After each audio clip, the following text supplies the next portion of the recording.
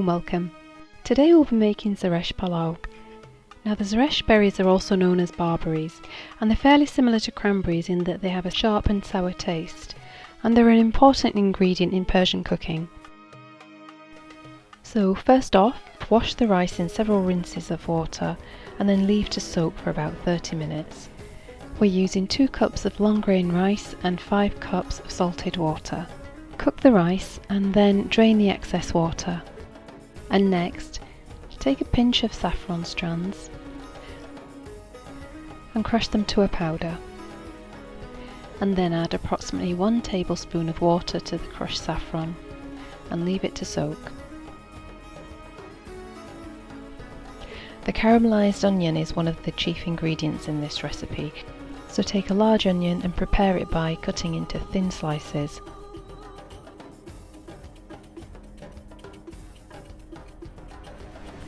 So we have a large frying pan on medium to low heat. Melt the butter in that pan. You can use regular butter or vegan butter here.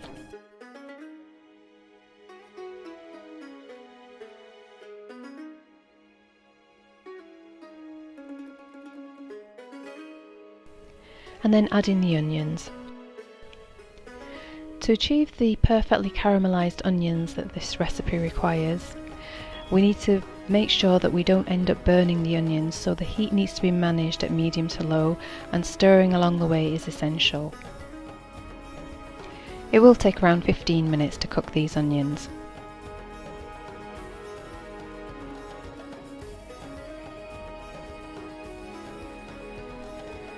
And when the onions are quite ready, we're ready to add in the next ingredients. So it's half a cup of sliced almonds, 2 tablespoons of sugar and a 1/4 teaspoon of salt, and give everything a good mix. So cook all this together for another 5 minutes and continue to stir. Add in 1/3 of a cup of the barberries or ZERESHK berries, 1 tablespoon of fresh orange peel. The white pith has been removed to ensure there's no bitterness, and then the orange skin has been cut into thin strips. And I'm also adding in saffron water, which was essentially a pinch of saffron which I crushed and then soaked in a tablespoon of water.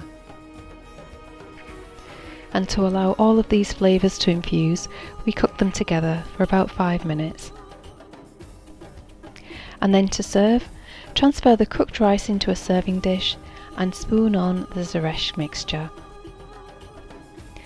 The ZERESHK POLO is traditionally eaten alongside roast lamb or chicken, but it can also be eaten with other vegan or vegetarian options, or as a meal in itself. I think this dish is really full of exciting flavours, and I do hope you enjoy trying it out. Thank you for watching.